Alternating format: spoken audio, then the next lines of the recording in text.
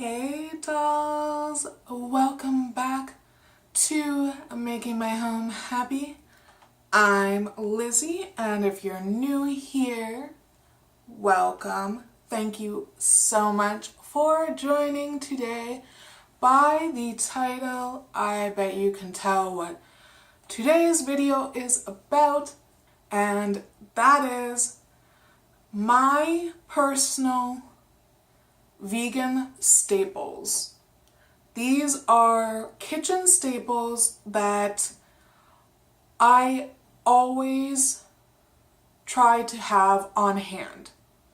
And by try, I mean I don't have them all today because I still need to do grocery shopping. So I am out of a few of them, but I wanted to talk about them anyways.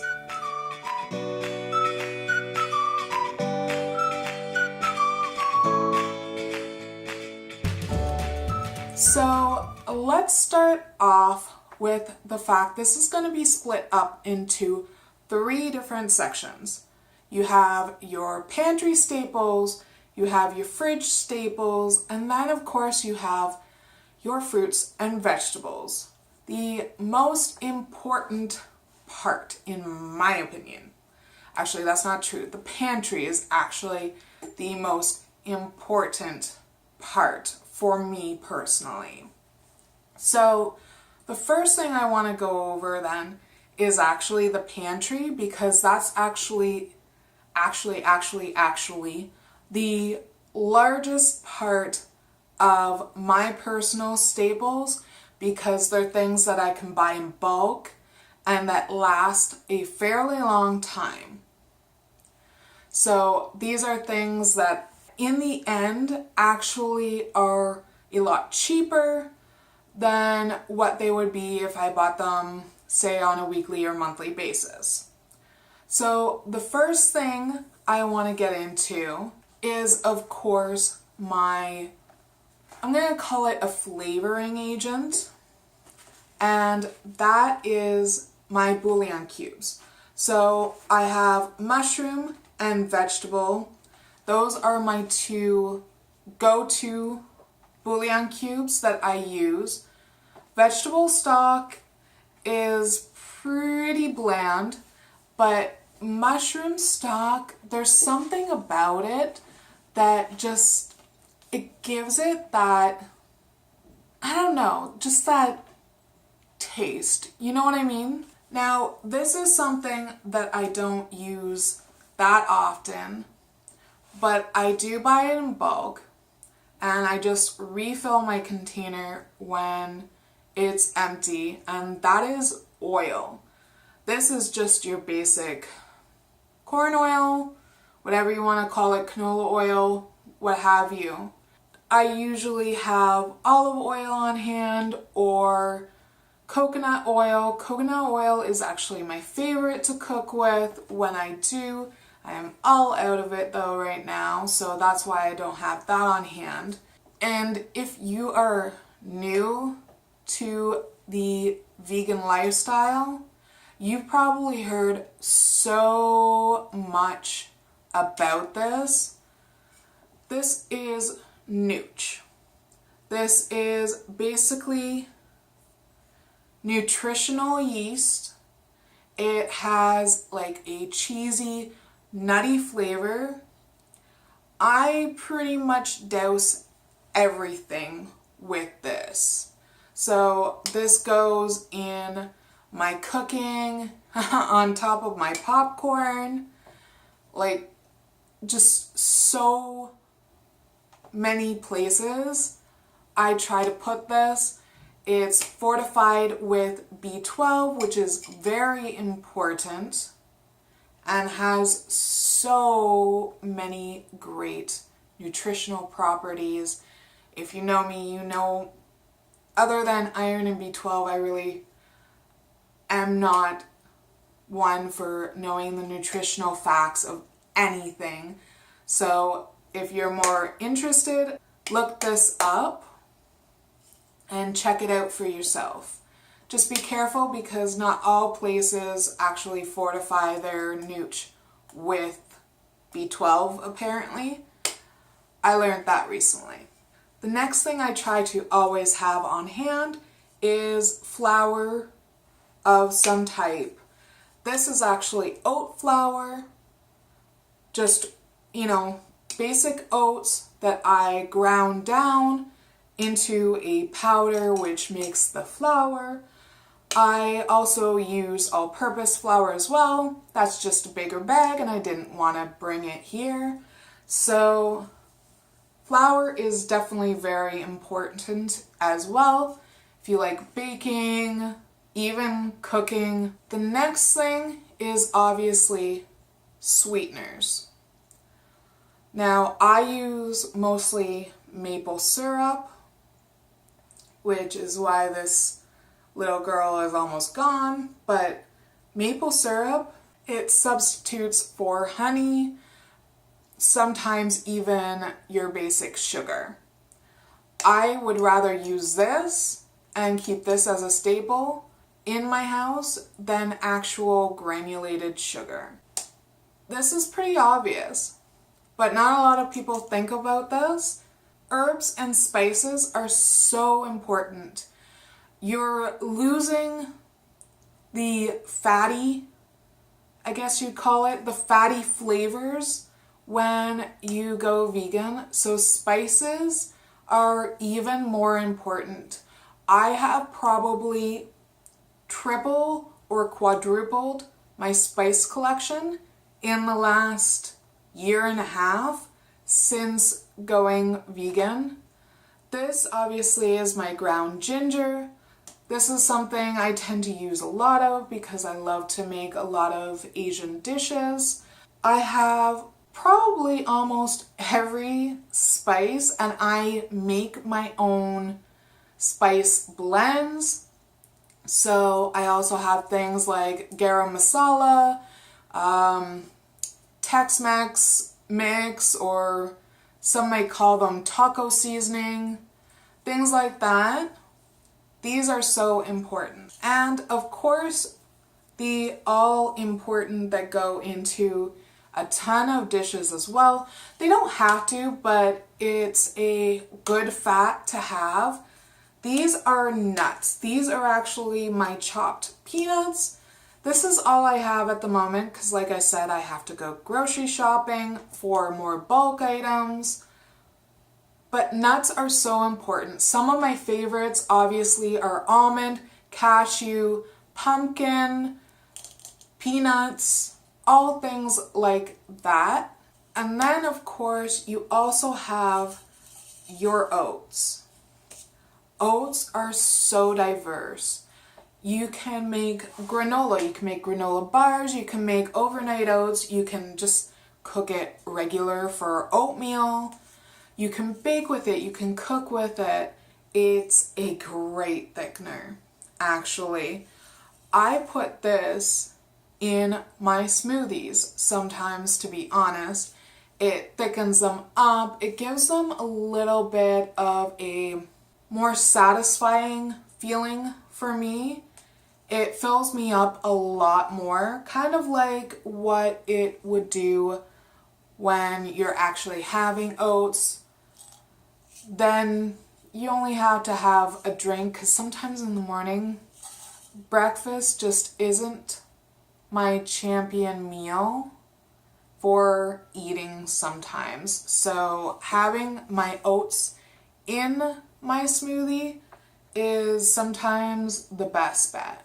This is going to sound really odd, but one of my absolute staples is tortillas. Tortillas are my absolute obsession. I buy them if they're on a really good sale.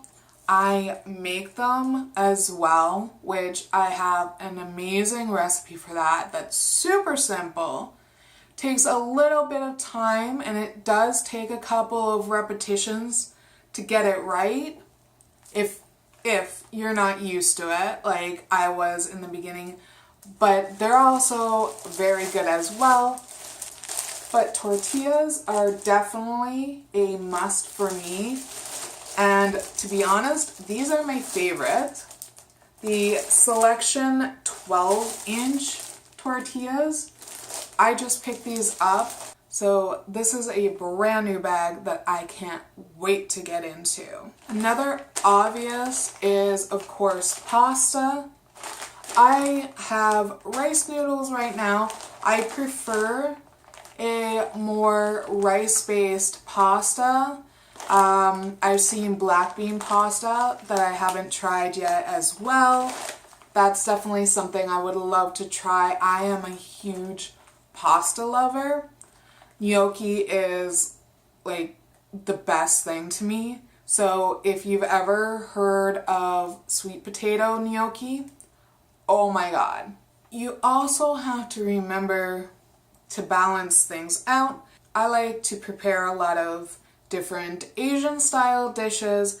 So one of my main key ingredients, yeah, sure, is vinegar. This is rice vinegar. I always have distilled white vinegar on hand, as well as ACV, which is apple cider vinegar. Apple cider vinegar is such a great thing. I actually take a shot of it in the morning. It's supposed to help your metabolism, start the day off right. I use it, well, actually ACV I actually use on my scalp. It helps break down the buildup of any hair products I've been using. I used to use it a lot when I had very recurrent psoriasis outbreaks. I started with it in my scalp, so that was one of the things that really helped me there as well. But vinegars are definitely a must in my house. Then, of course, because technically it's a seasoning too, you have salt. There are so many kinds of salt, but sea salt, to be honest, mainly large flake sea salt, is my favorite. It has a great taste, and as far as I can tell, it's still eco and fair trade friendly. I used to go for Himalayan salt, but I've been learning a lot lately that it's not so much of a great thing. It's an expensive product for us, but the pay that the workers get are horrible, and that's something that I try to take into consideration as well. So I don't actually use that anymore. I still have some, but I don't really use it a whole lot anyhow. So it's probably not something that I'll use too often or ever buy again. And lastly, I'm going to say this is probably the most important thing for your health, and that is beans. This is Romano and garbanzo beans. Beans are full of protein. They're great for your body. They're great for balancing out your gut bacteria. They have so many benefits. So beans are definitely a staple as well in my household. I buy as much as possible a dry bean just because it costs less and it's easier to store, it's less waste, I can fill up my jars, and I don't have plastic waste. Okay, so that's all for my pantry staples. Now let's get into my fridge and basically my produce staples. So let's start off with my must-have fridge staples. That includes 5 very important important things. You have milk.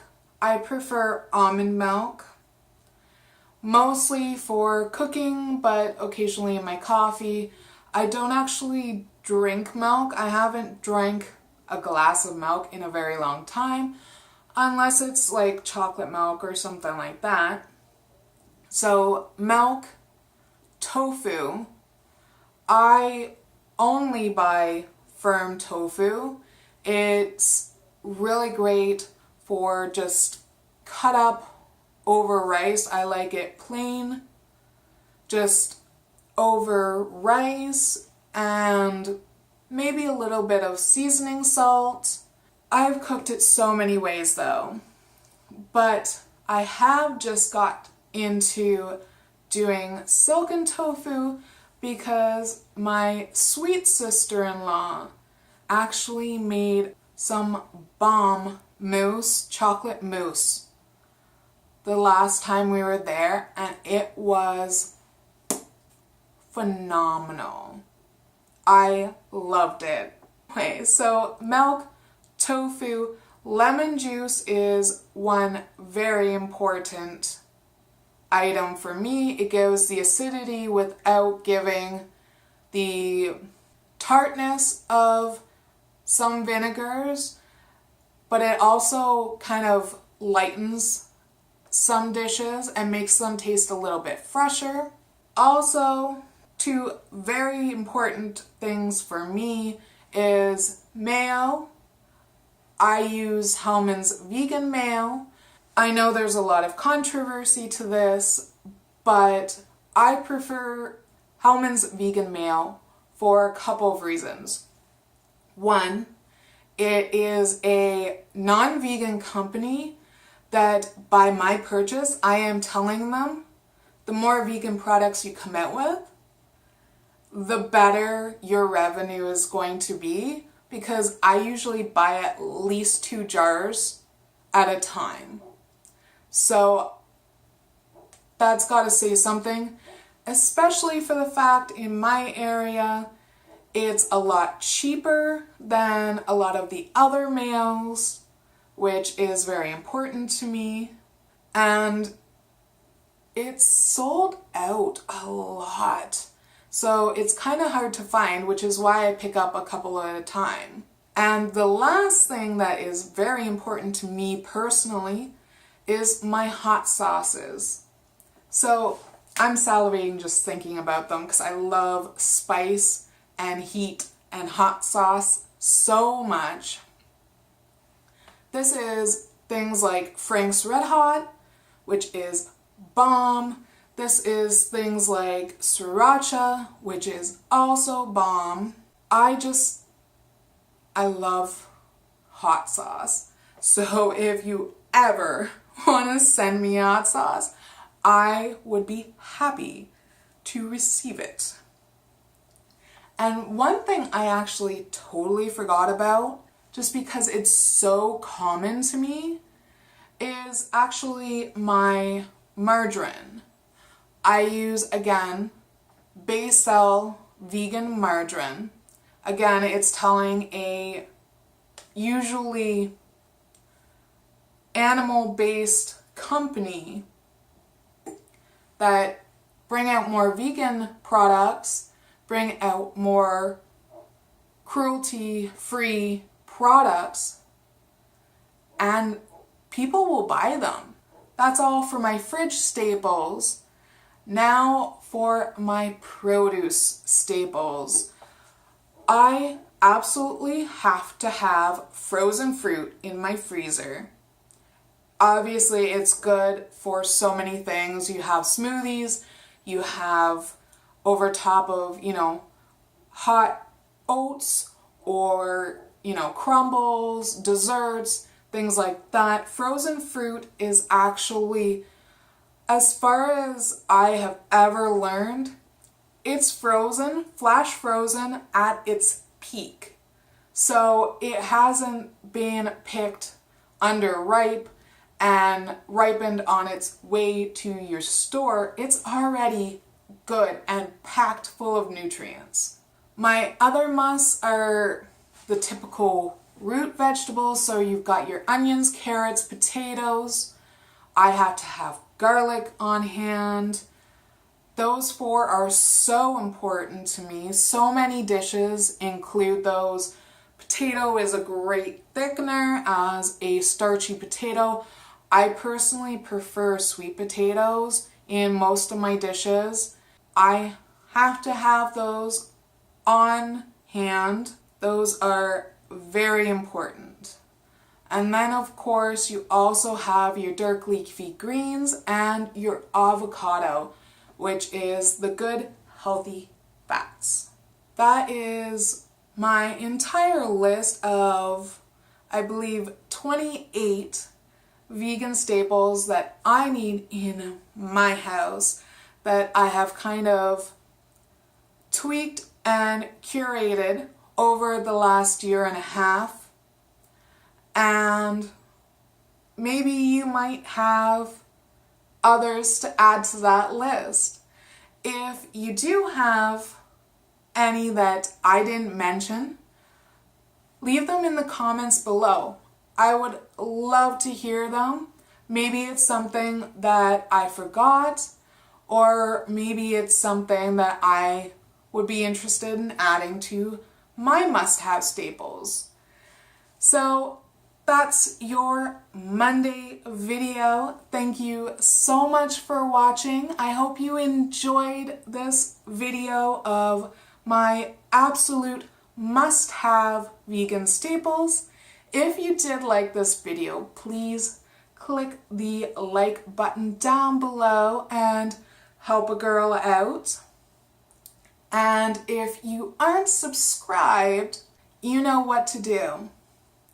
Click that subscribe button and don't forget to click that little bell icon so that it notifies you when I have new videos up every week.